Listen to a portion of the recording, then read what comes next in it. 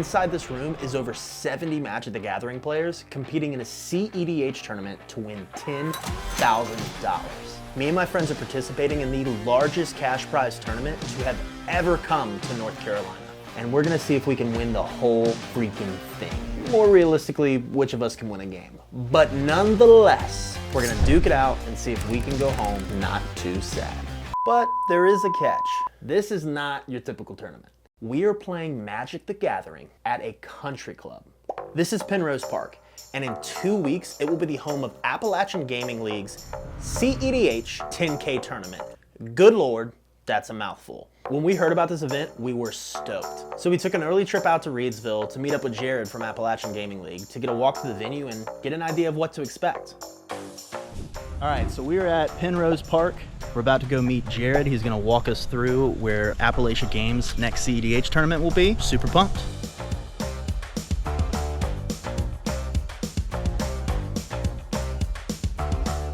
I'm Jared, and we're with the Appalachian Gaming League, and we're here at the Penrose Country Club.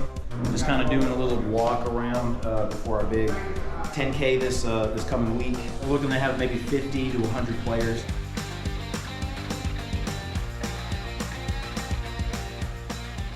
This was we were gonna do top 16. Oh, in here, like get this cleaned up. And you know they're gonna be able to get food, good food, At not crap. yeah. High prices. After talking with Jared, we were so hyped. I'm so freaking pumped.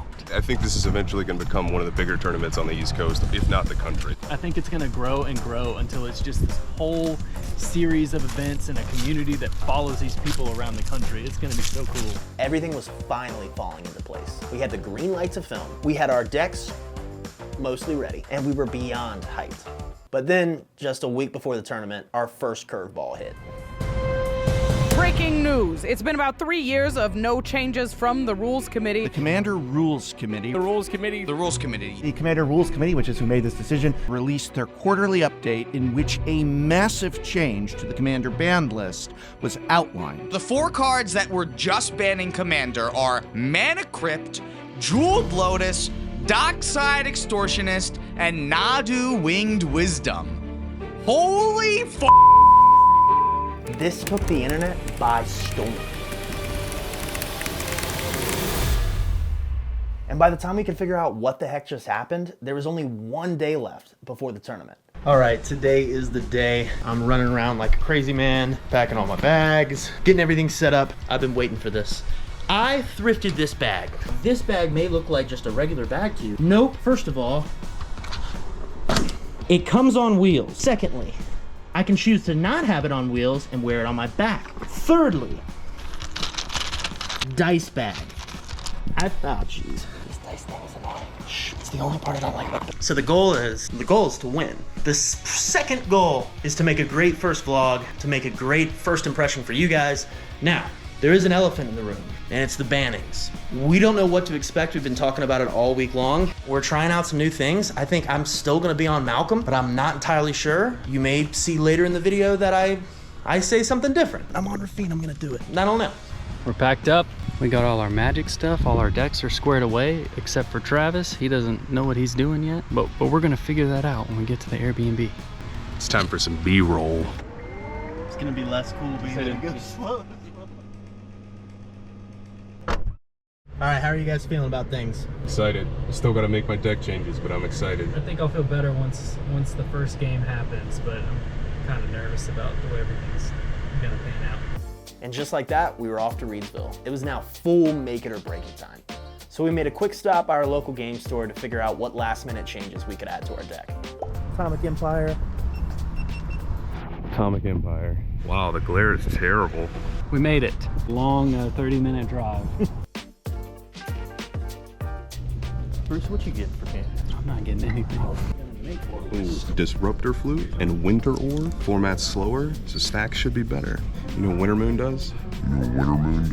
Now that we had our cards picked up, it was officially time to head to the Airbnb and prep for this 10K tomorrow. We got the slaps. Slaps! Why is it hot? It's a little spicy. It's Mexican candy. All of it's spicy. Yeah, but it's not like spicy. It's like it's No.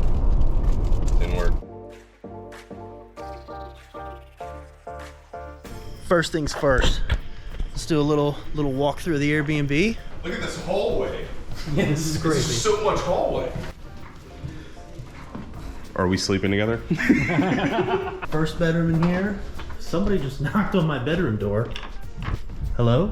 This is crazy. Yeah, it's a very long rectangle. So we ended up skipping out on Friday Night Magic. We needed some time to work on our decks, and also Jared, the guy who's running the tournament, he is currently trapped in Tennessee with flooding and can't get out. Okay, pause. Remember how I said the bannings were the first curveball? Well, here's the second. North Carolina is cleaning up from the worst flooding ever on record for the state.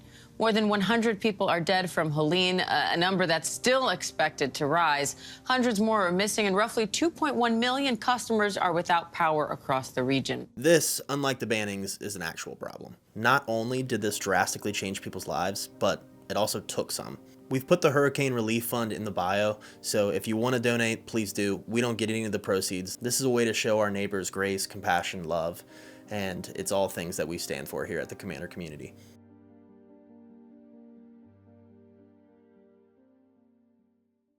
In the beginning of some edits.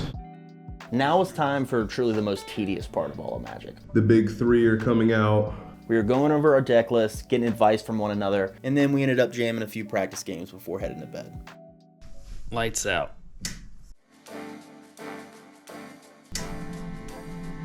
Today's the day. We up early. I looked at too many memes last night before bed. What about you, Trevor?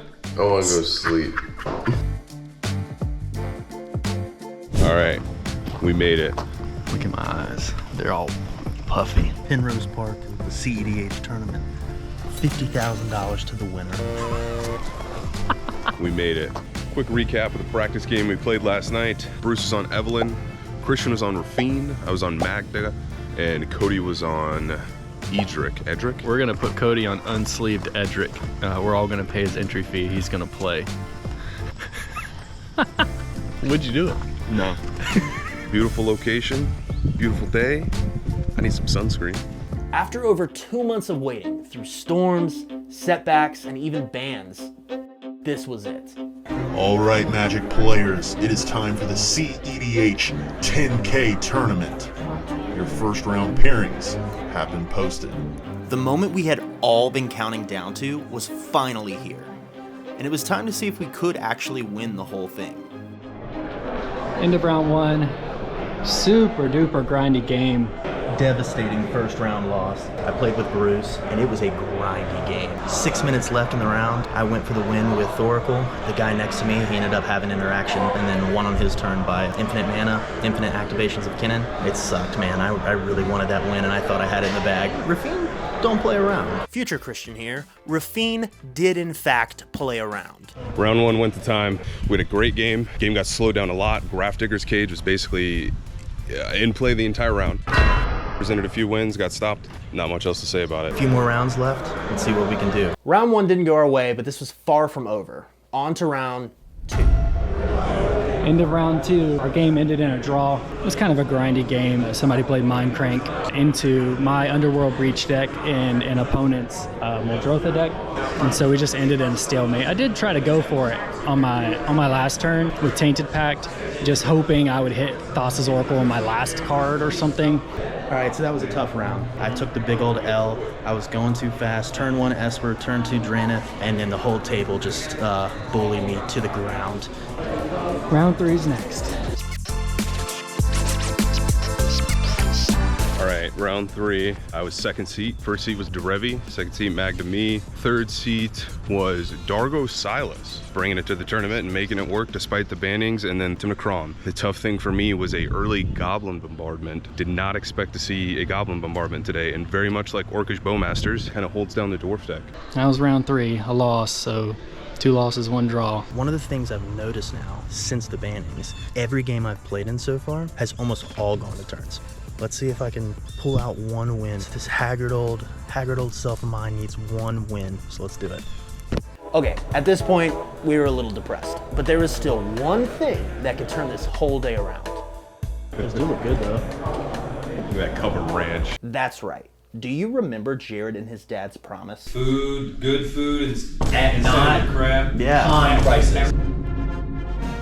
Well, they fully delivered. And also, I want to give a shout out to Jared. In spite of everything that happened, from the storms to the bannings to not being able to leave his house till 4 hours before the event, you can tell that Appalachian Gaming League truly does care about the players.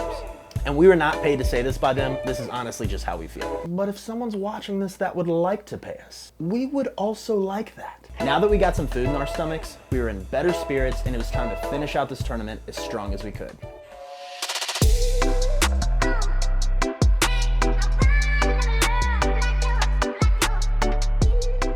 Round 4, I was the only person at the table that didn't have a win. I would have been really kind of stealing points from them or stopping them from a chance at making it in the top 10. So I didn't play as aggressively as I could. Cannon used an emergence zone to win on somebody else's end step. I lost my last game because I decided to cut Demonic Consultation from my list. I tutored my deck for Demonic Consultation, remembering that I did not include it in the list. Really silly. I learned my lesson this time. I guess CEDH is just a bunch of expensive lessons. You think I'm gonna come here and win a game? Who do you think I am? Our run in the tournament had come to an end. You lose! Good day, sir! But the top 10 was in full swing, and it was about to get wild. We saw a lot of familiar faces in the top 10, some of which made it to the final table. First up, we had the infamous Kennen player, the guy who caught me off guard in game 1. Sneaky Kennen player had a counterspell. Then came Michael Soto, who was on Dargo Silas, bringing it to the tournament and making it work. Followed by Angelo Corsi, who was on Blue Farm. Finally, we have Jake Abernathy. Now, a lot of people thought that after the bans, Dockside was gonna be irrelevant, but Jake proved them wrong. I caught up with Jake the next day to hear about his game plan and figure out how he was able to make this work post-ban. All right, I just lost to Jake in the first round, but it made me feel better once I learned that he won the whole thing yesterday. Tell me your plan, tell me how you won it. Just the grind of Dockside, you know, just gauging for the mid-range meta that we're in, all the stacks. You really want to play the long game. Nah, just a lot of like play testing, and you just expect what's coming into it, and you try to play around that. Like I did inclusions of like the One Ring, which you saw in our game. Yeah, he drew 70 cards off the One Ring. You wait for your windows. Your windows are much more narrow now, with not being no mana crypt, no Dockside, just to bail you out on colors. For sure. I watched a lot of people yesterday just add Nas on like turn 1 or 2. Yeah. And fizzle. Yeah. Because they just can't correct Because you can't the make them. Yeah, for sure. That makes sense. Now, how many tournaments have you won? I've only won 3, but only won 3. It's pretty impressive. Thank you, man. Thanks for the good games. Oh yeah, man. Thanks it was for a doing pleasure. this. Huge shout out to Jake. Thank you for letting me do this interview. He is a great Magic player, as you heard, and even better dude. And with that, our chaotic weekend of Magic has come to an end. And now we have our sights set on what's next. Continuing to put out content, growing as players, and searching for the next tournament. So let's see if we can win the whole freaking thing. We're gonna run it back with a 2K. Bruce lost his keys. Bruce may have lost his keys. And that's it.